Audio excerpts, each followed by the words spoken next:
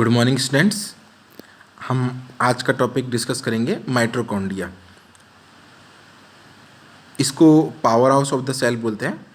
Video थोड़ा सा let start करने का कारण ये है कि जब ये यूट्यूब पे अपलोड होता है तो उसमें क्या होता है कि जो फर्स्ट स्लाइड है वो शो नहीं करता, उसके आगे की स्लाइड शो करता है। तो मैंने शायद आज प्रैक्टिकली करके दिखाया कि थोड़ा सा लेट वीडियो स्टार्ट करता हूँ, इससे फर्स्ट और सेकंड जो टॉपिक की जो स्लाइड है, टॉपिक के नाम वाली स्लाइड है ना, वो आप लोगों को दिखाई दे सके। देखते हैं क्या होता है। तो स्टूडेंट्स, हम पढ़ रहे हैं माइटोकॉन्ड्रिया। माइटो का मतलब होता है थिन या माइक्रो, है ना, और कॉन्ड्रिया मतलब थ्रेड, धागा। मतलब ये क्या है, एक पतले थ्रेड जैसी स्ट्रक्चर होती हैं। अगर आप सेल के अंदर इसको इलेक्ट्रॉन माइक्रोस्कोप से विजुलाइज करेंगे तो ये सेल के अंदर थ्रेड लाइक स्ट्रक्चर होती है ना। दूसरी चीज़, इनको power house of the cell बोलते हैं। पावर हाउस क्या होता है, हमारे घर में जो बिजली आती है वो पावर हाउस से आती है। तो पर इसे हमारी योर एनर्जी पावर हाउस, मतलब हमारी बॉडी का जो पावर हाउस है वो इस माइटोकॉन्ड्रिया को कहते हैं। क्यों कहते हैं, समझने की कोशिश करना। जैसे ही हम फूड खाते हैं, फूड हमारा एनर्जी सोर्स है, ये हमारे इंटेस्टाइन से हमारे ब्लड में जाता है। क्लियर। ब्लड से ये सेल के पास जाता है, सेल के अंदर ही सबसे पहले साइटोप्लाज्म जाता है। Clear, glucose. ऐसे ही हमारे लंग से जो ऑक्सीजन है वो ब्लड में जाती है और ब्लड से साइटोप्लाज्म में आती है। क्लियर। आप मतलब आपके ब्लड में ग्लूकोज भी आ गया, आपके ब्लड में आपके साइटोप्लाज्म में ब्लड से ग्लूकोज भी आ गया, एनर्जी सोर्स भी आ गया, और आपके साइटोप्लाज्म में O2 आ गई। क्लियर। अब ये जो ग्लूकोज है ये सबसे पहले ब्रेक डाउन होता है किसके अंदर, पायरुविक एसिड के अंदर। नाम याद रख लो, बस अपना आप समझ में आ जाएगा। अब ये पायरुविक एसिड ये एंटर होता है, एंटर नहीं, बीच में एक मीडिएटरी सब्सटेंस बनता है एसिटाइल कोएंजाइम में, बाद में डिस्कस करेंगे। ये माइटोकॉन्ड्रिया में एंटर होता है और माइटोकॉन्ड्रिया में ऑक्सीजन की प्रेजेंस में ये जो पायरुविक एसिड, ये एसिटाइल कोएंजाइम ए है, ये आगे रिएक्शन करता है और CO2 और H2 प्रोड्यूस होती है। और इसके ब्रेकडाउन होने से क्या होता है, आपकी जो एनर्जी है वो रिलीज होती है। ग्लूकोज ब्रेकडाउन होता है CO2 और H2 में, ये एक तरीके से कैटाबॉलिक रिएक्शन है, तो एनर्जी रिलीज होती है। क्लियर। तो अपन कह सकते हैं कि रेस्पिरेशन के थ्रू माइटोकॉन्ड्रिया क्या है, जो आपके एनर्जी है वो रिलीज करता है। इसलिए माइटोकॉन्ड्रिया को power house of the cell कहते हैं। क्लियर। और रेस्पिरेशन एक कैटाबॉलिक रिएक्शन है। ठीक है। अब एक माइटोकॉन्ड्रिया की स्ट्रक्चर पर देखते हैं। सेल है, 3 डायग्राम दिखाने की कोशिश की है। तो माइटोकॉन्ड्रिया आपको साइटोप्लाज्म में नजर आ रहा है, साइटोप्लाज्म से बाहर निकाला तो आपको माइटोकॉन्ड्रिया नजर आ रहा है। क्लियर। माइटोकॉन्ड्रिया के अंदर एक सर्कुलर स्ट्रक्चर आपको दिख रही है, ये माइटोकॉन्ड्रियल DNA है। DNA सर, DNA तो न्यूक्लियस के अंदर प्रेजेंट होता है। राइट, DNA न्यूक्लियस के अंदर प्रेजेंट होता है, आपकी बात सही है। हम यूकैरियोटिक सेल की बात कर रहे हैं। क्लियर। DNA माइटोकॉन्ड्रिया के अंदर ही प्रेजेंट होता है, लेकिन डायग्राम क्या बता रहा है कि माइटोकॉन्ड्रियल का जो DNA है, जो माइटोकॉन्ड्रिया में जो DNA है वो सर्कुलर, आपको दिख रहा होगा चित्र, सर्कुलर है ही नहीं है, सर्कुलर है। ठीक है। और जो न्यूक्लियस में जो DNA है वो लाइनर होता है। क्लियर। न्यूक्लियस के अंदर जो DNA है उसको अपन कहते हैं न्यूक्लियर DNA। क्लियर। और जो न्यूक्लियस से बाहर है, न्यूक्लियस से बाहर किसमें होगा, माइटोकॉन्ड्रिया में, उसको अपन बोलते हैं एक्स्ट्रा न्यूक्लियर DNA, न्यूक्लियस से बाहर। क्लियर। तो हम अभी न्यूक्लियस के DNA की बात नहीं करेंगे, जो लाइनर है, हम न्यूक्लियस से बाहर साइटोप्लाज्म में माइटोकॉन्ड्रिया है उसके अंदर जो DNA है उसकी बात करेंगे, जो क्या है, सर्कुलर है और नेक्ड है। नेक्ड, इसमें हिस्टोन प्रोटीन एब्सेंट होती है, सब धीरे धीरे बाद में सीखेंगे। अच्छा, एक क्वेश्चन का रिप्लाई देना आप कमेंट सेक्शन में जाके कि क्या न्यूक्लियस के अलावा, जिसको अपन ने कहा है एक्स्ट्रा न्यूक्लियर DNA, है ना, एक तो माइटोकॉन्ड्रिया में होता है, क्या इसके अलावा कोई और एक्स्ट्रा न्यूक्लियर DNA कहीं मिलता है क्या? कमेंट सेक्शन में जाके रिप्लाई कीजिए। ओके स्टूडेंट्स, ये माइटोकॉन्ड्रिया की स्ट्रक्चर देखिए, है ना। आपको इसमें आउटर मेम्ब्रेन दिख रही है, वेरी गुड। आपको इसमें इनर मेम्ब्रेन दिख रही है, और भी वेरी गुड।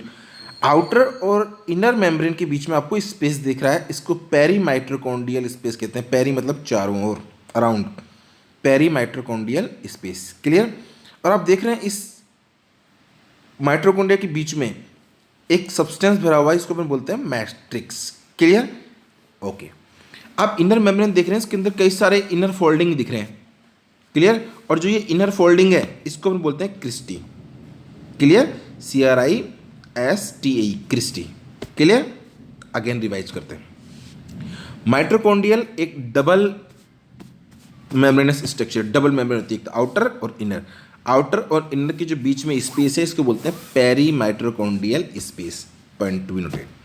इसकी जो इनर मेम्ब्रेन है इसके अंदर कई इनर फोल्डिंग मिलते हैं। क्लियर। और इन इनर फोल्डिंग को हम बोलते हैं क्रिस्टी। क्लियर। क्रिस्टी के प्रेजेंस के कारण माइटोकॉन्ड्रिया की जो इनर सरफेस है उसका सरफेस एरिया बढ़ जाता है। क्लियर। इसके बाद जो बीच में मैट्रिक्स है, जो सब्सटेंस भरा हुआ है, उसको अपन क्या बोलते हैं मैट्रिक्स। बात समझ में आ गई। ठीक। बेटा प्रोकैरियोटिक सेल है उसके अंदर माइटोकॉन्ड्रिया क्या है, प्रेजेंट नहीं होते। क्यों नहीं होते? क्योंकि ये मेम्ब्रेनस स्ट्रक्चर है, इसमें मेम्ब्रेन है और दो मेम्ब्रेन हो रहे हैं, आउटर और इनर। लेकिन प्रोकैरियोटिक सेल में तो कोई मेम्ब्रेन वाली स्ट्रक्चर कोई होती ही नहीं है, तो माइटोकॉन्ड्रिया एब्सेंट होते हैं। लेकिन प्रोकैरियोटिक सेल के अंदर माइटोकॉन्ड्रिया का फंक्शन करने वाली एक स्ट्रक्चर प्रेजेंट रहती है जिसको अपन बोलते हैं मीसोसोम।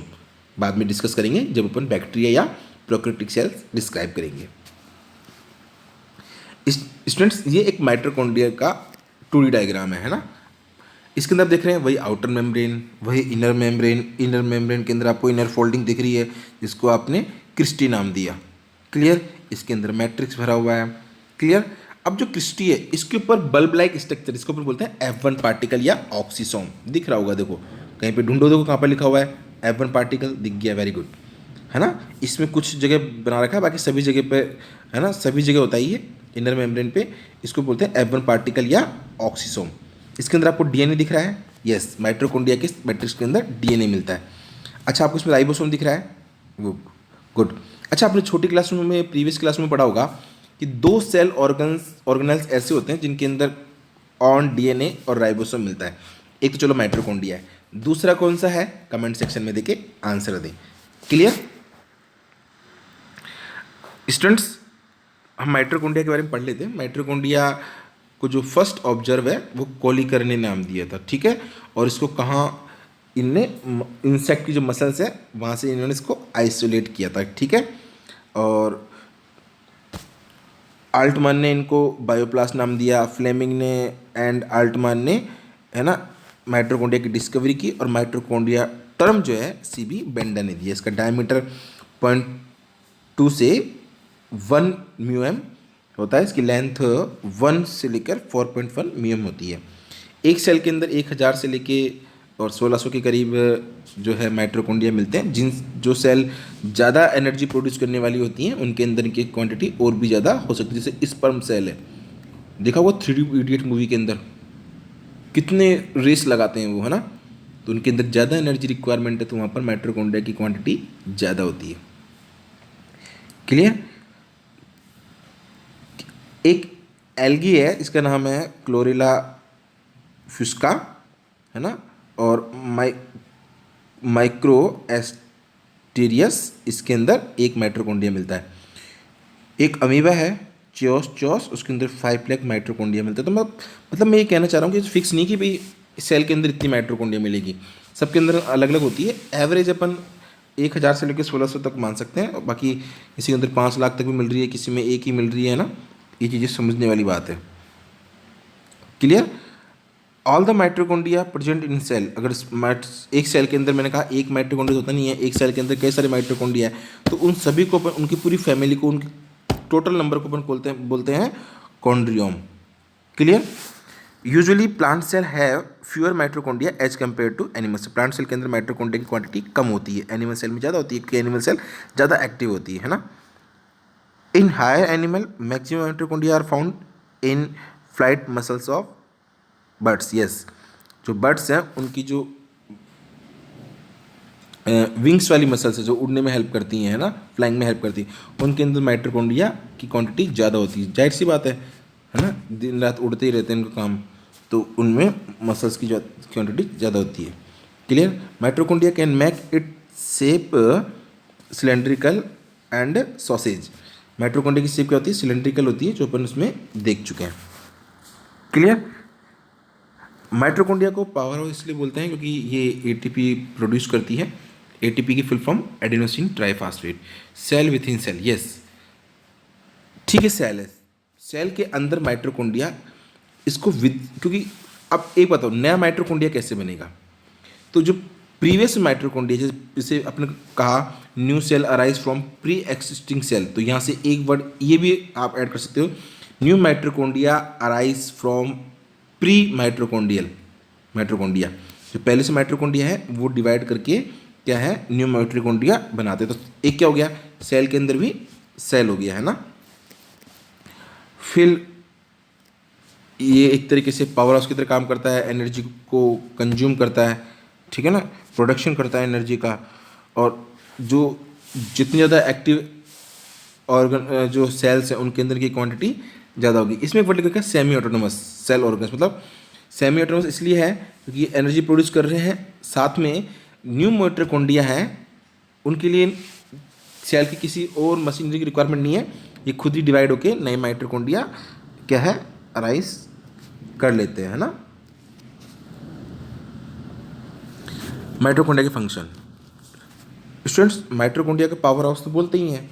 क्लियर। क्योंकि इसकी इनर सरफेस के ऊपर, ठीक है, जो सेलुलर रेस्पिरेशन है वो माइटोकॉन्ड्रिया के अंदर ही होता है, ठीक है ना, वो भी जो एरोबिक वाला है, इसमें ऑक्सीजन की रिक्वायरमेंट होती है ना।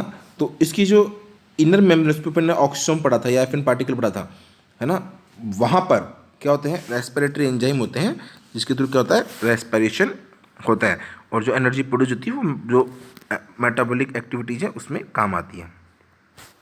दूसरा है mitochondria help in vitellogenesis in oocytes। ये एक वर्ड है, आपने यॉर्क सैक पढ़ा होगा, है ना, यॉर्क सैक। यॉर्क सैक जो एग के अंदर बनता है, उसके अंदर जो विटेलोजेनेसिस है, ये फॉर्मेशन है, उसमें ये माइटोकॉन्ड्रिया क्या है, हेल्प करती है ना। Mitochondria of oocytes called York nuclei, है ना, oocytes की जो माइटोकॉन्ड्रिया है वो यॉर्क न्यूक्लियाई कहलाती हैं।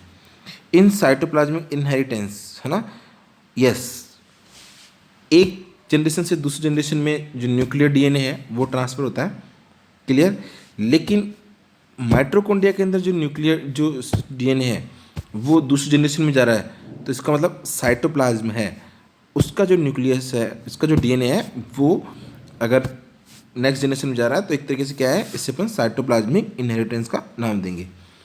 माइटोकॉन्ड्रिया की बायोजेनेसिस मतलब नई माइटोकॉन्ड्रिया कैसे बनती हैं, एक तो माइटोकॉन्ड्रिया डिवाइड करती हैं, इसको फ्यूजन बोलते हैं अपन।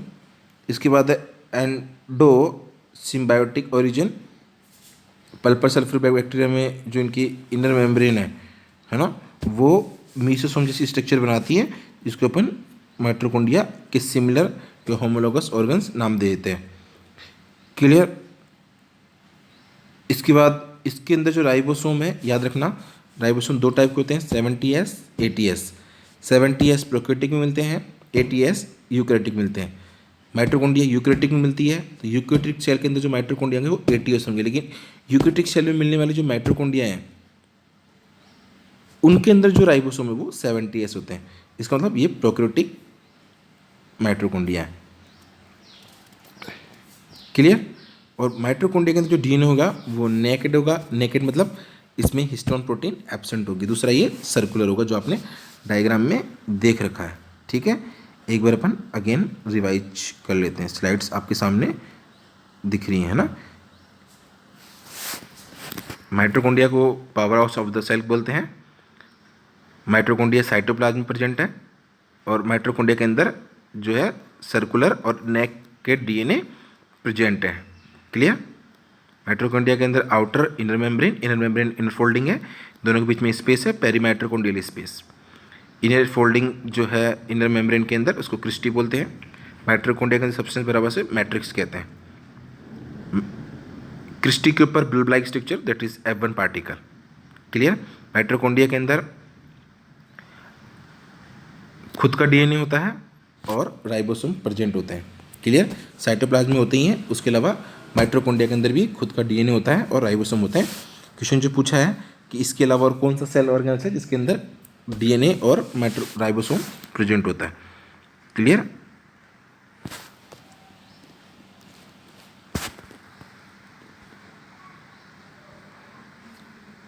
स्टूडेंट्स टॉपिक इजी है, इतना कोई टफ नहीं है, आप इसको एक बार रिवाइज करें।